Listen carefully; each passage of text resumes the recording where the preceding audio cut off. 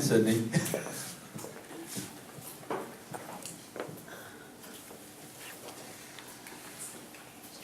Stories of heroism, cowardice, tragedy, the end of innocence, the end of an era. These have all come to become definitions of what the Titanic is to many people over the years. For myself, it's become that plus so much more. For me, on the other hand, though, it represents the bond between a grandparent and a grandchild. Now, back in 1980, I was a very young, shy boy of about 5 years old, and my summers were spent with my grandparents. And just one of those things where it was almost like a moment of coincidence, a strike of fate, or just a sheer accident. Depends on all about perception, obviously. My grandfather and I went to go to the movies. And our original film, we had missed the showing by about 5 minutes. So, walking out of the theater lobby, I ended up turning towards this movie poster that read, "Raise the Titanic," with the image of a ship breaking up out of the surface of the water. And just as a last minute idea, I was like, I want to see that movie. Understandably, my grandfather paid for the tickets, and we sat in the front row. So there I am, a yay tall boy, looking up at this huge movie screen, and the movie itself opens with archival photos of the real ship, at which point my jaw dropped. By the time the film ended, I started asking the $10,000 questions. Was that a real ship? Was so-and-so a real person? Did that really happen? Is that a real room? Is that book for real? Almost as an afterthought, my grandfather extended our day out to the movies to include a trip to the ice cream parlor.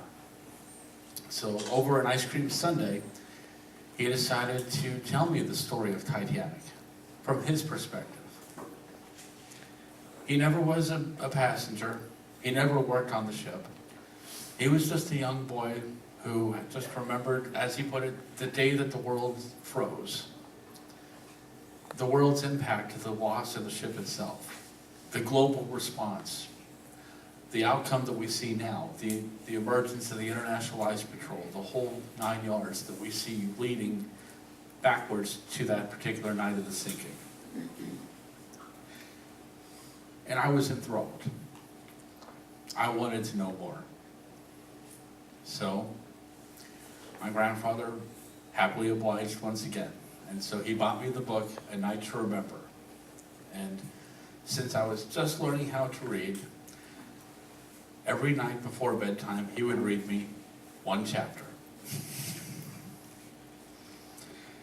And then, of course, from there, it kind of expanded on itself.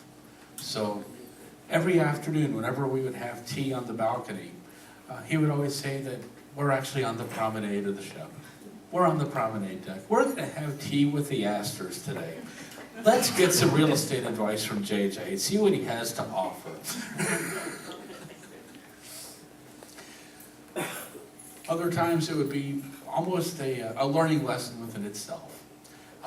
Generally, it would start off by him asking more from a style of a question. Do you know how to find your own position on a nautical chart? Well, no, I don't. Ah, well, you know that's how the officers needed to know in order to make sure that help would arrive. And so at that point, a year later, he would bring out a nautical chart and a compass, and he'd go, okay, find me your position. So I had a crash course of Sailing 101 nautical chart reading from that particular moment. This would be almost like the starting foundation to a degree. And all the time, though, my inspiration never really failed, never faltered, and my interest likewise. So anytime that I had circumstances like where if I passed a difficult test in school, or I got a B+ on the report card, my grandfather always bought me some of the postcards that you see sitting outside, some of the posters, and a few books here and there. By the time I was in middle school, he decided that now I'm a little bit older, that we can also take the interest to a whole nother level. And so for my birthday one year, he surprised me with a membership into the Titanic Historical Society. And that is a very, very famous organization that has been around since about 1963. And many of their members have gone on to work in the film industry. So, to receive a certificate with my name saying that I've become a member was the equivalent of winning the Academy Award. For a sixth grader, obviously. By 8th grade, my trips with Grandpa would change. And it got to the point, by that summer, I was told that my visit with him was going to be short because he was sick. So, I still went up. We did our visit, we spent our time together. And it was on the night that I was heading home, he kind of pulled me off to the side. And he was like, I have something for you. And I'm like, okay. And he handed me a little package, and inside was the book, The Discovery of the Titanic by Robert Ballard. And I was absolutely moved because I had used my allowance to save up to buy that book for his birthday. But what he had done was he turned around and he typed the dedication of it to me. And I actually have it on display sitting right over here. Next to the book was a VHS copy of the movie A Night to Remember. And I was absolutely floored by receiving both of the gifts. And outside of thanking him, he turned around and he asked, if something were to ever happen to me, will you continue your research into the ship and let others know the true story like you do? And I said, yes. But hands down, without a doubt, yes. He said, good. And he asked, what dreams do you have? I said, I have only two. I would like to meet one of the survivors of the Titanic. And I want to see the wreck myself.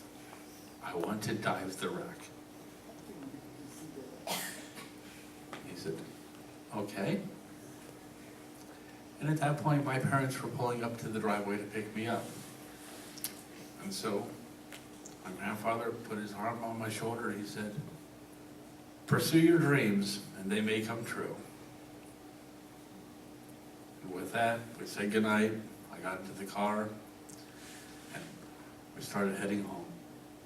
I looked back and I was waving by, and there was my grandfather standing on the driveway waving by with a big smile on his face. About 2 nights later, the phone rang in the middle of the night. I woke up briefly, and I looked over at my clock, and it read 2:05 in the morning. And my first thought was, the Titanic would be gone in 15 minutes. And I rolled over and went back to sleep.